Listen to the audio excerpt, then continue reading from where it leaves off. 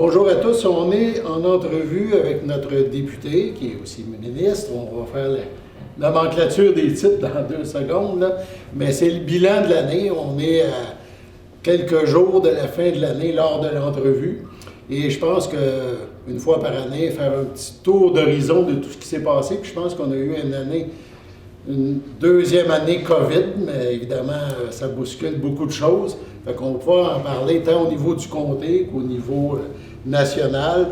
Donc, je suis avec Caroline Proulx, qui est députée de Berthier, on l'a deviné, ministre du Tourisme et responsable de la région de Lanaudière. Et ça s'est ajouté à un moment donné, le Bas-Saint-Laurent. Oui. C'est pas 2 régions proches l'une de l'autre.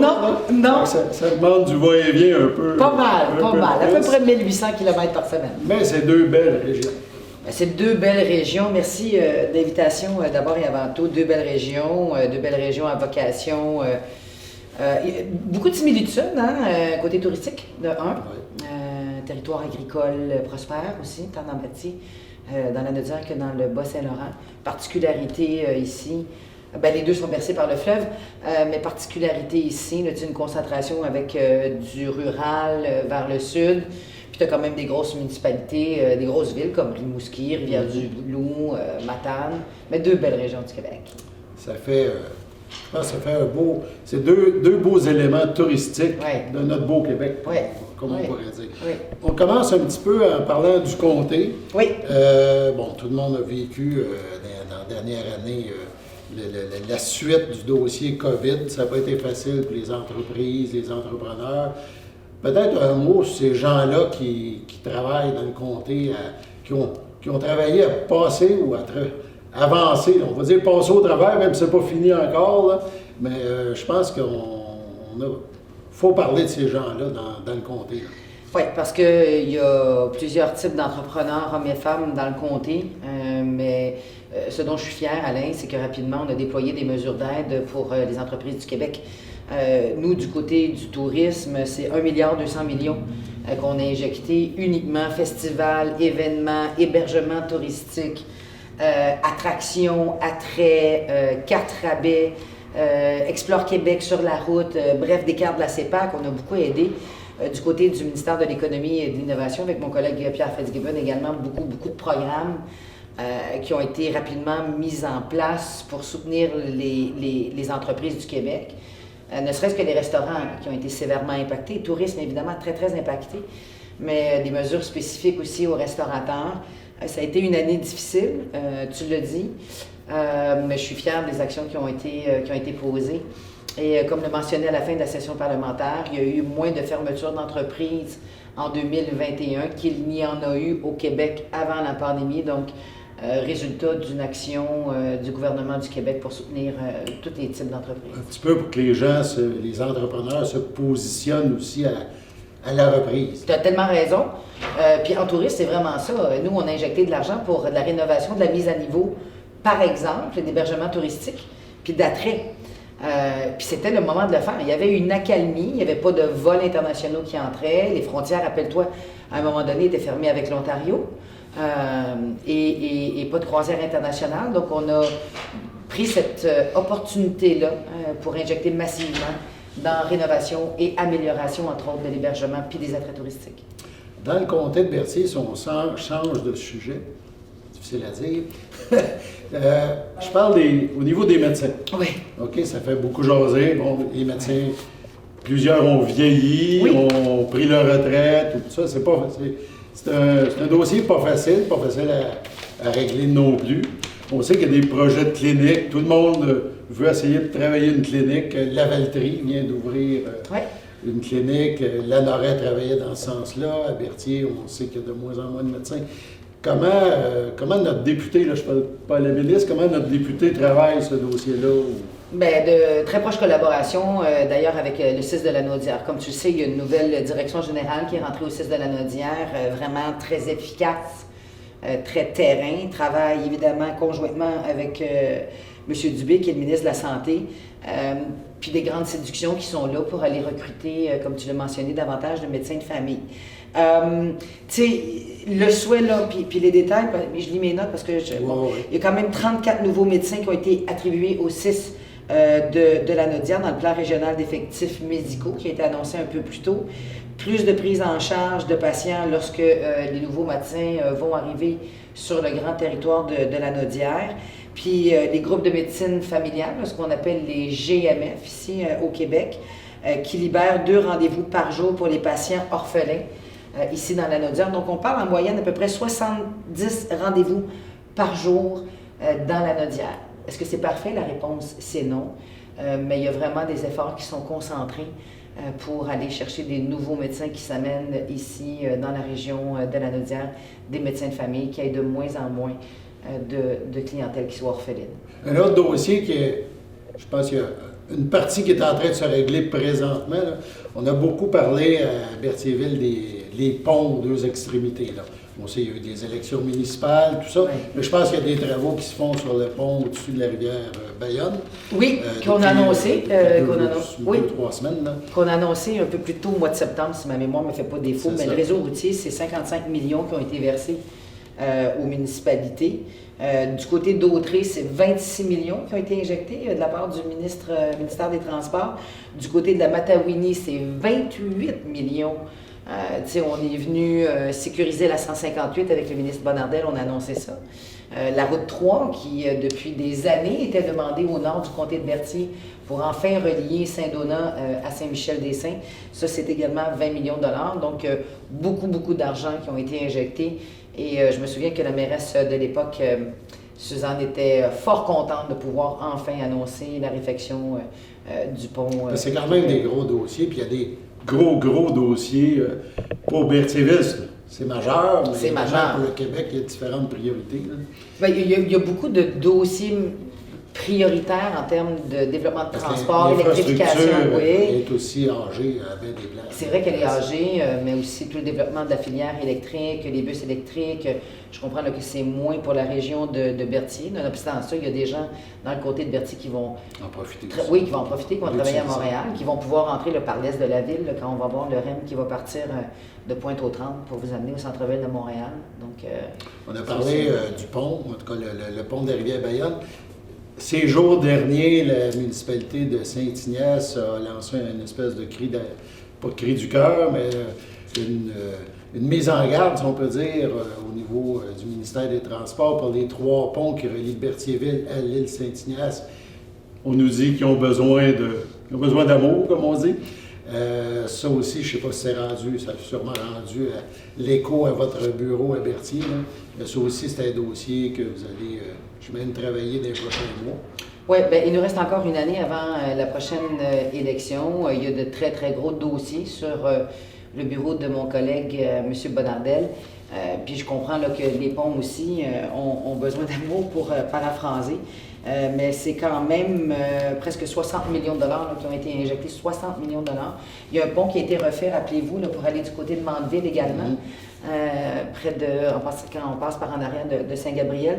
Donc il y a quand même énormément d'argent là, qui a été injecté du ministre et du ministère des Transports. Dans le fond, c'est une étude de chaque cas, puis après, selon les budgets qu'on a, exact. Ça fonctionne comme ça. Au niveau on en parle du réseau routier. Au niveau régional, même dans la Naudière, on a parlé tantôt d'investissement à Mandeville, de la route 158. Oui. Ça aussi, c'est une région qui en avait aussi besoin, je pense. Oui, mais il y en a toujours de besoin. Il y en a toujours de besoin. Il y a les programmes de voirie locale qui sont très populaires auprès des municipalités. Il vient d'annoncer de quoi à Saint-Ignace, c'est un gros montant, Laurent, Saint-Pierre, je crois. Oui, bien ça en fait partie, sauf Ferrand, là, du programme d'amélioration de la voirie locale. C'est 55 millions de dollars qui ont été versés. C'est énormément d'argent. Et évidemment, il y a eu des ajustements qui ont été faits, des primes additionnelles en temps de COVID aussi, qui ont été offertes aux municipalités pour les aider à accélérer ces travaux-là.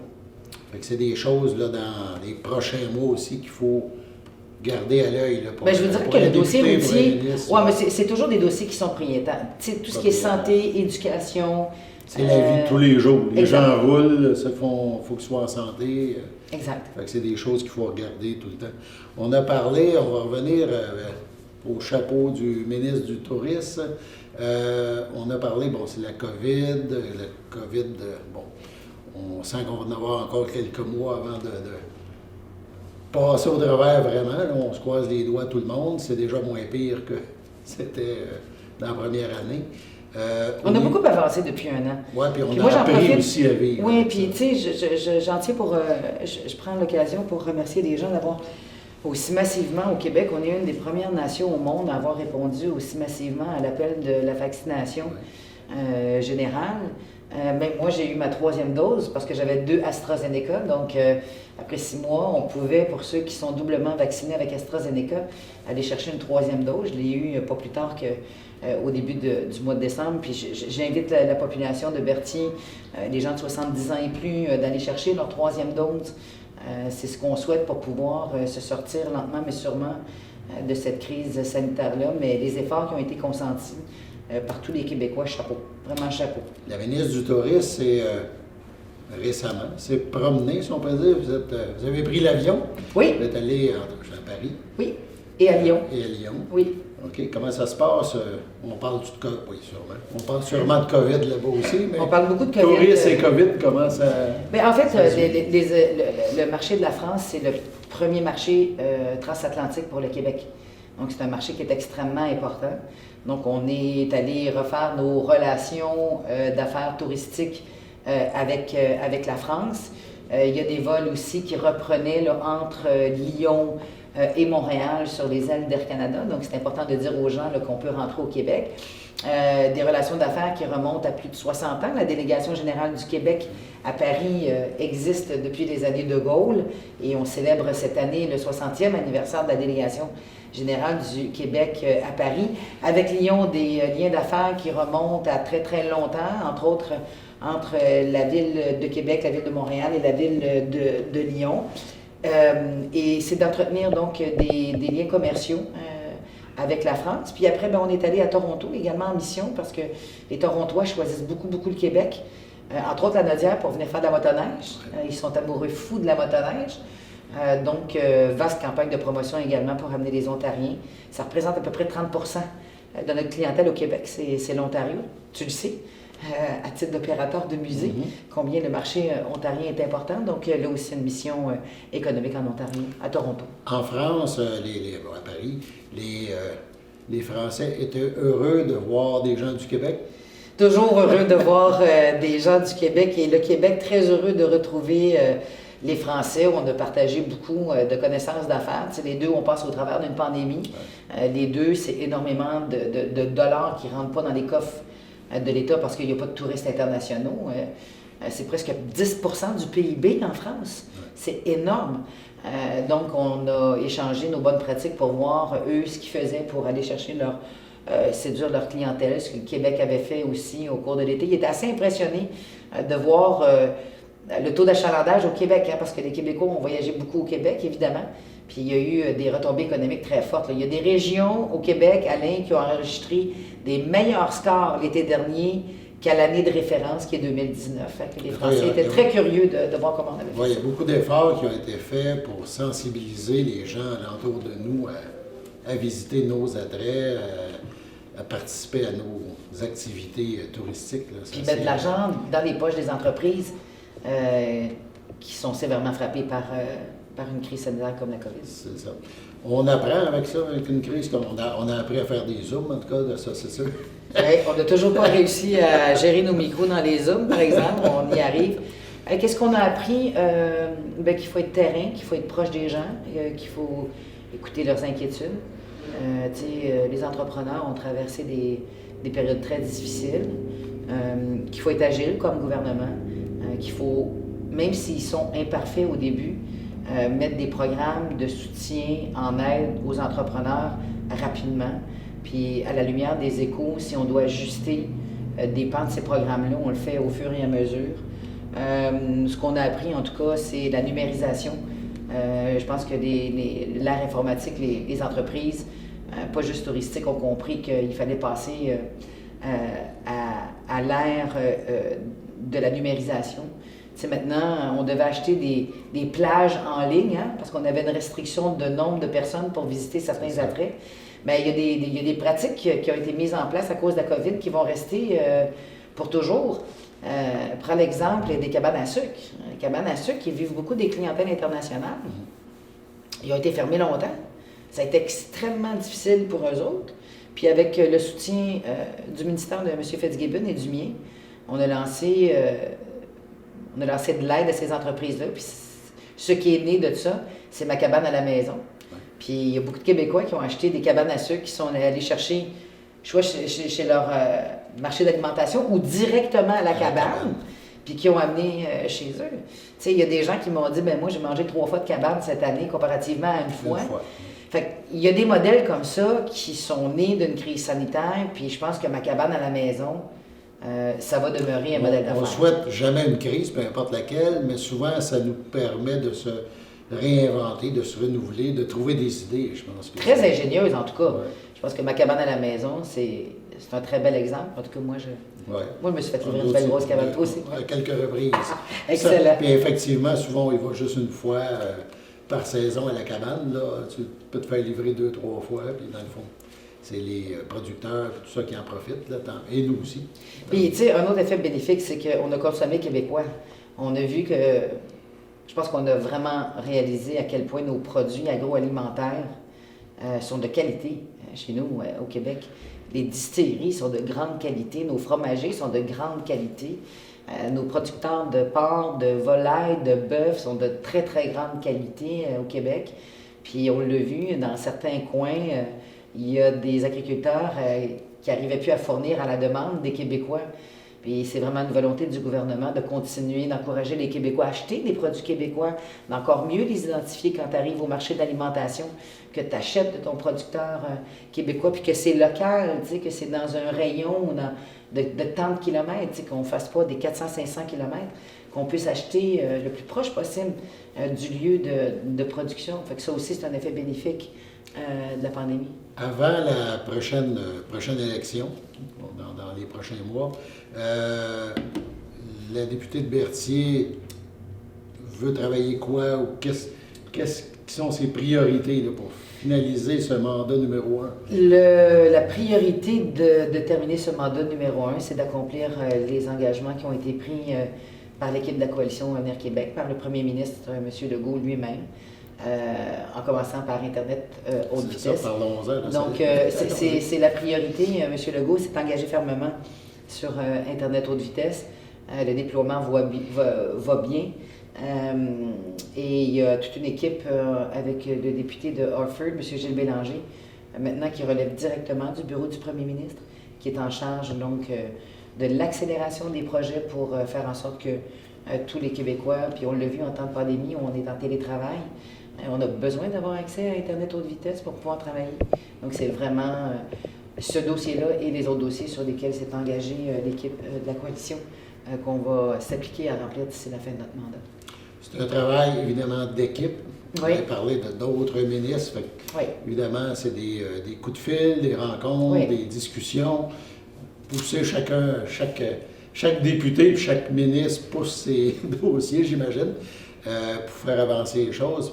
Ce travail-là, des 4 dernières années, vous avez le sourire, je suis sûr que vous avez apprécié.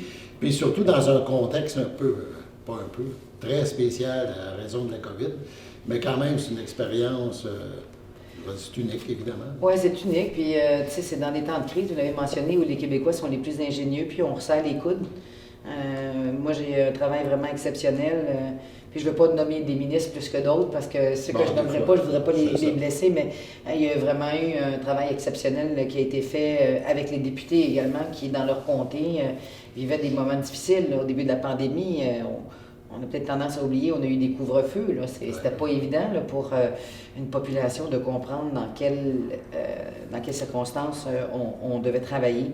Mais oui, c'est une très, très belle équipe. C'est toujours un plaisir de rentrer au bureau, comme dirait l'autre. Oui, c'est ça. Ouais, c'est un beau bureau en plus. À Québec, l'Assemblée nationale, c'est un Moses de beau bureau. Oui, c'est. Je regarde le building, je dis, moi, je C'est une belle bâtisse déjà. Oui, déjà, c'est une belle bâtisse. Je pense que c'est un endroit inspirant aussi. Pour très beau. travailler, là. Très belle, la ville de Québec. Oui, Elle est très, très belle, cette ville. On a des beaux points. Oui. Puis souvent, c'est quand, là, évidemment, il n'y a pas eu de touristes étrangers, mais je me souviens, tantôt on a dit, bon, au musée Gilles Villeneuve, j'ai déjà reçu des gens d'Europe, Oui. des pilotes, un pilote de Formule 1 qu'on a fait visiter la région. Puis on fait le tour des îles à Saint-Ignace, l'île du Port, en auto. Puis il dit, j'ai jamais rien vu d'aussi beau. Je dis, non, ça se peut pas, t'es allé à Monaco. Non, non, moi, je suis un chasseur et un pêcheur.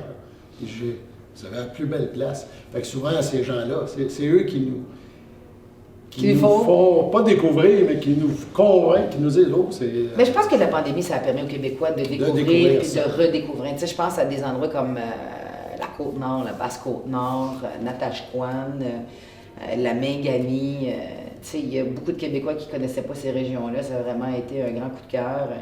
Anticosti, pour les amoureux de la chasse, c'est tout un territoire. Tu sais, on connaît bien la Gaspésie, les îles de la Madeleine, Gaspé, Percé, tout ça. On connaît bien également Charlevoix, Baie-Saint-Paul, Mont-Tremblant. Mais ici, dans le nord de la Naudière, il y a des Moses de beaux coins. Puis c'est ce que la pandémie a permis de nous faire découvrir ou redécouvrir. S'il y a un côté positif, on peut dire que c'est celui-là. Oui, absolument. Fait que ça fait un petit peu le tour d'horizon pour ce petit bilan de la dernière année, une année particulière où, évidemment, on a travaillé encore souvent en Zoom, puis tout ça, par téléphone, puis, mais petit à petit, les rencontres ont repris, je pense que c'est positif. Il faut y aller un pas devant l'autre, comme on dit. On vous souhaite, évidemment, un bon petit congé des fêtes, et je pense que le travail ne manquera pas là, dans les prochains mois. Merci de votre invitation, Alain. Toujours un plaisir. Au plaisir. Salut. Merci.